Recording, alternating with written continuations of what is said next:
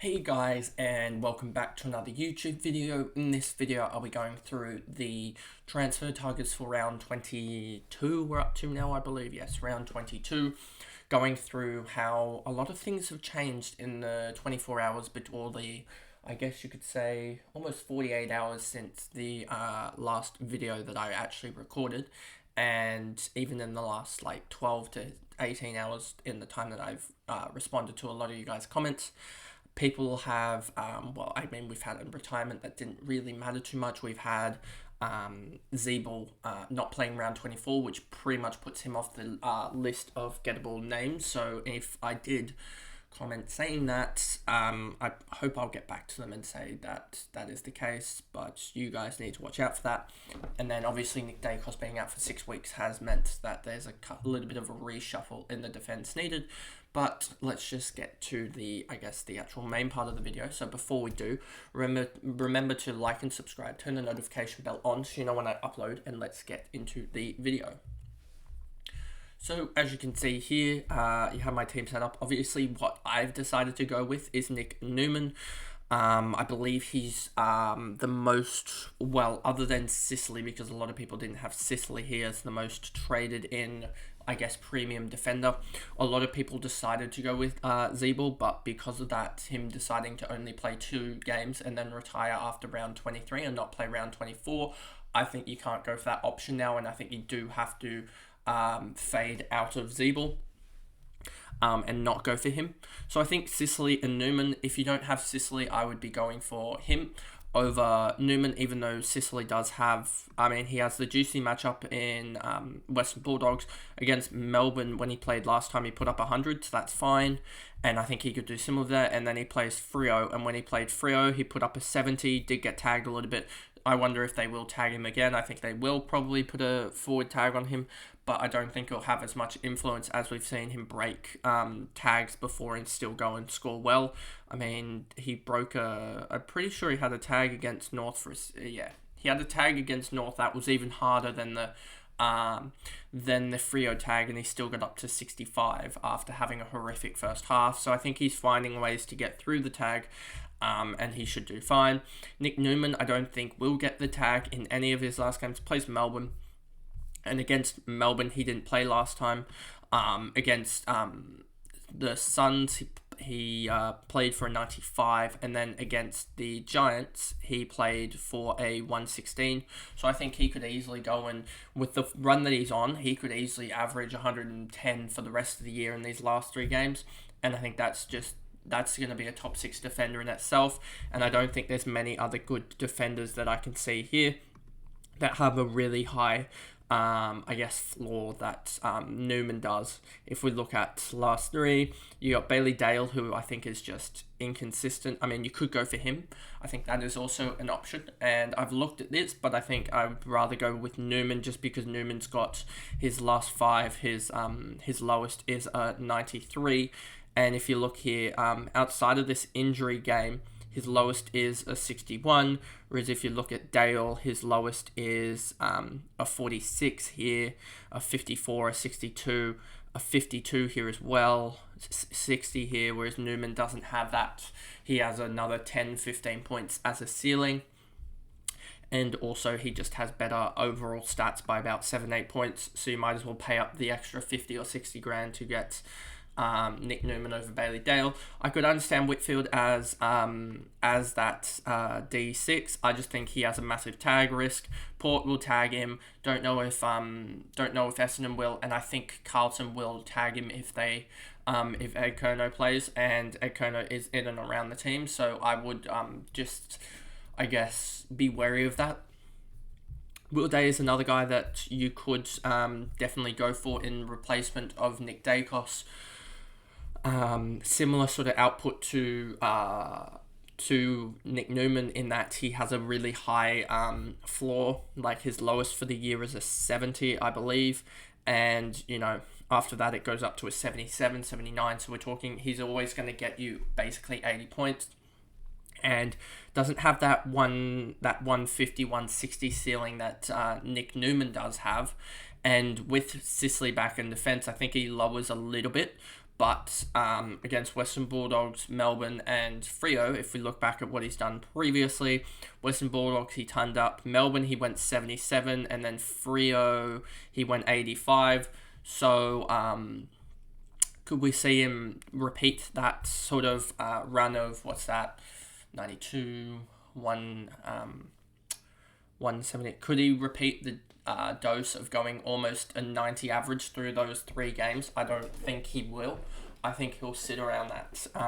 I think he'll go better than that, to be honest now, given that his role isn't going to actually be in the midfield, and he'll stack the marks here. Like, we're seeing an increase of about 4 or 5 marks here, and the tackles were never really a problem with him, and it seems like he's still doing about the same tackle numbers, so I think it should be fine, actually, now, looking at that, and I think he'll go 100, but I think I would rather Nick Newman with his role where he can get a game where he's going to have 18, 19 or so marks and just absolutely blitz it, and I think that could easily come in the Suns game that they have. So that would be my top, I guess, 1, 2, 3, my top 3 or 4 guys for this Nick DAICOS thing. Nick DAICOS role, I guess, as he's going to have to come out of your side with a 6-week injury. He's going to play no further part in home and away season. So no further part in fantasy season. So you got 1, 2, 3, 4, and then 5 in Will Day. 5 guys that I think are replaceable with him. I wouldn't go Wanganeen Malira as the Saints are. He just is having a couple of inconsistent games, yes. But also the fixtures sort of turn, and you almost want to get out of your Saints guys rather than keep them in, especially with these couple of games here. And if they lose to Richmond here, that could derail their whole season. They could be out of the 8, etc. And they even this against this Brisbane game, they could almost be out of finals by that time. And so I wouldn't be necessarily picking these guys yet, but I guess that is such a that is looking at all the negatives rather than the positive that Wanganeen Malira is averaging 91. His last 3 are 96 and last 5 are 105, so he's still a really strong option. I just think the fixtures turn against him rather than with the top guys. They go for Will Day and Nick Newman, etc. and Whitfield.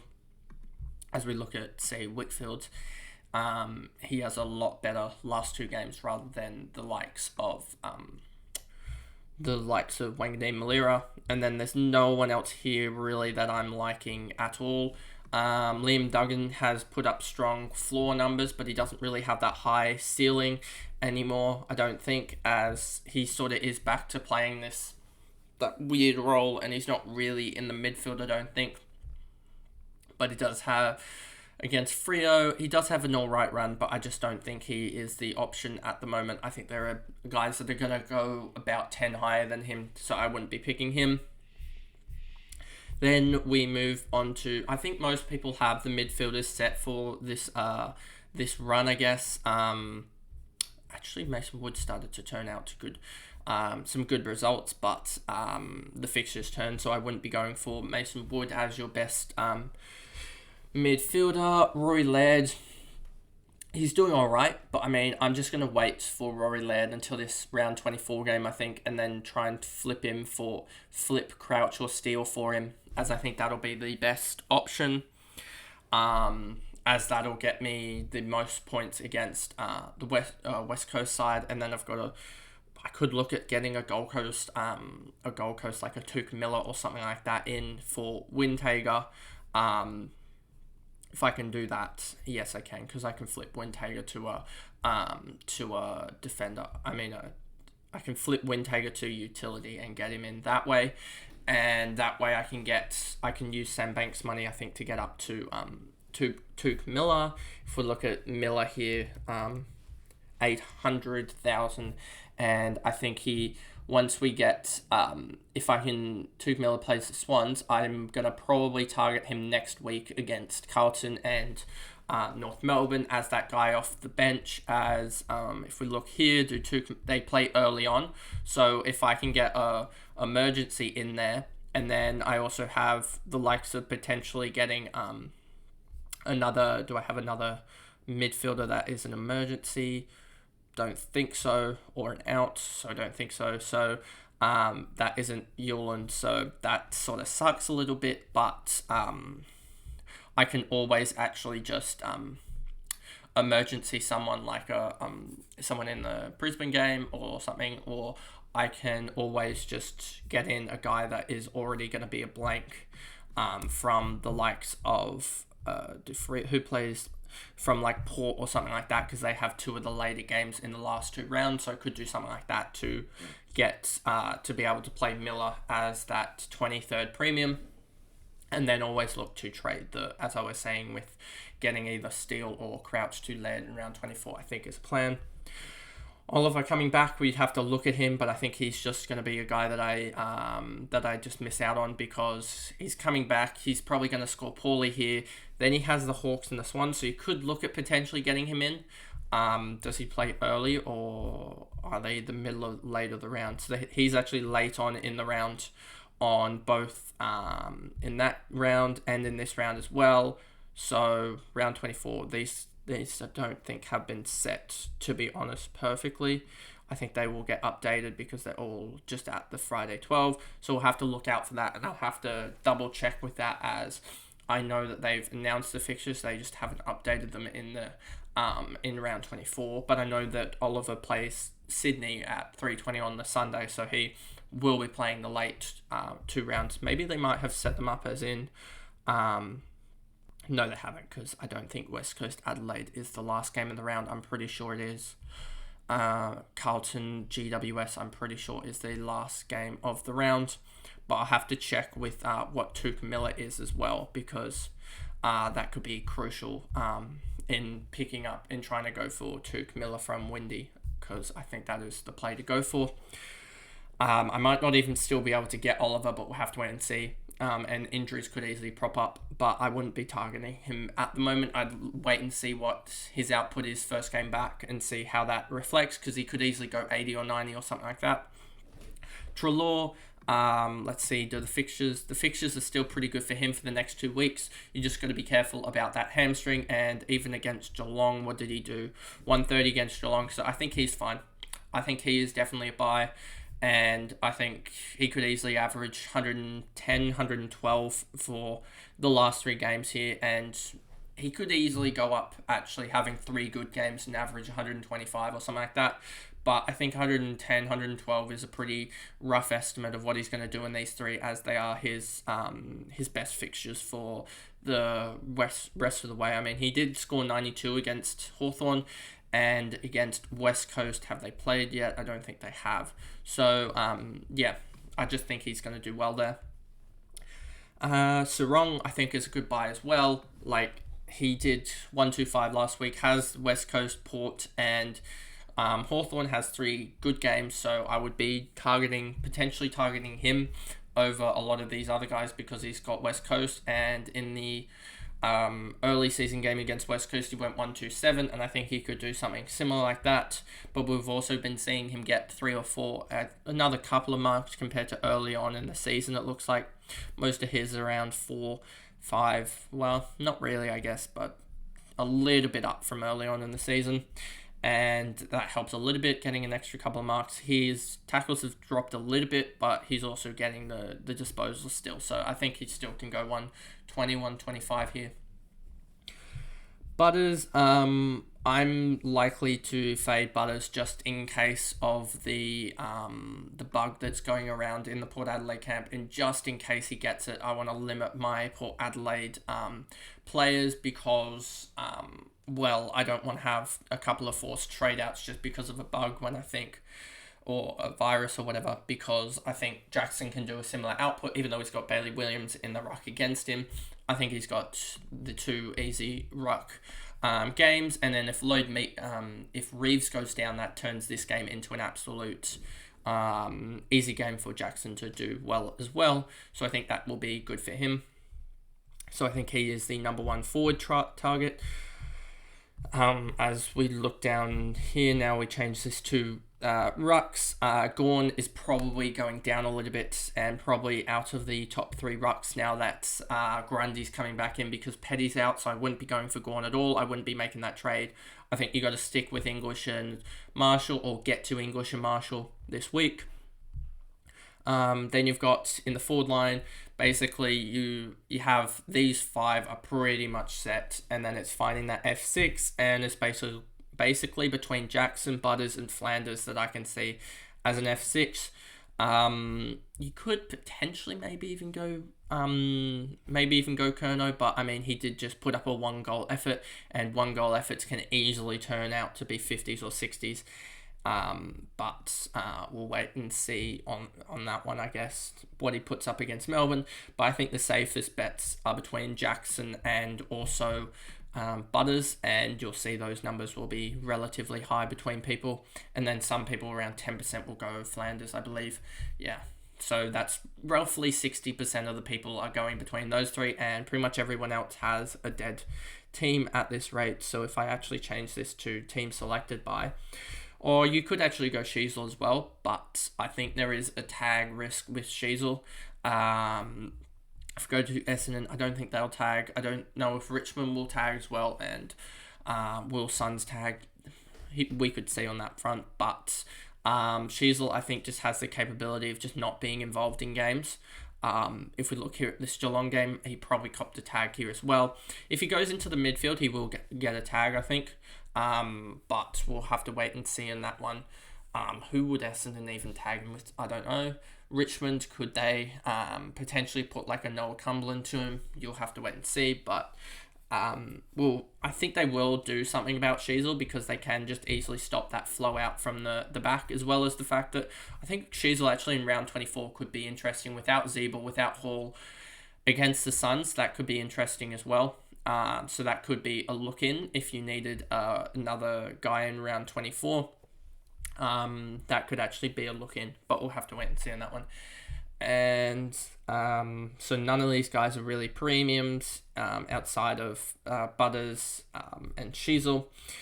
So that's really the makeup of a lot of people's teams. I've gone through pretty much every trade target. For rookies, it's just sort of who's playing and getting the most off your field at this point. You know, I still have a lot of money just racking up in my, off the field. I still have, 90 odd K, 240, 300 odd, 400, basically 400 plus Windhager. So I still have almost 800k off the bench, but there's not much I can do on the field to upgrade it terribly much. So I'm just trying to look and get, more premium guys in and see if I can do that if I can get Banks, and if Banks plays again, which would be good, getting him and Windhagen next week, hopefully to Miller could be a good play, I guess, and then trying to get potentially to either Laird or Sheasel in round 24 is the plan, and getting that 23rd premium will be huge. Whether it's Sheasel or Miller, we'll wait and see on that front. But anyway, that is the video. If I go back there, that's the video of the trade targets for round 22. Sort of a little bit more laid back, as there isn't many options, I guess. And it was sort of just who's going to come in for Nick DAICOS, as well as looking at 1 or 2 trade targets for the midfield, as most people have their set midfield. And then ruck line, there was no one else really, because of Gawn having that decreased ruck, or the predicted decreased ruck time with Grundy coming back in.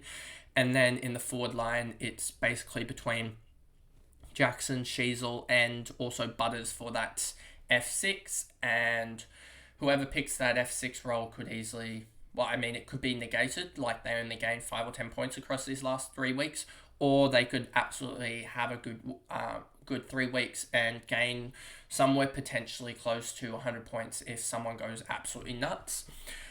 But that's the video, and I'll see you guys in the next one. Thanks, guys. Goodbye.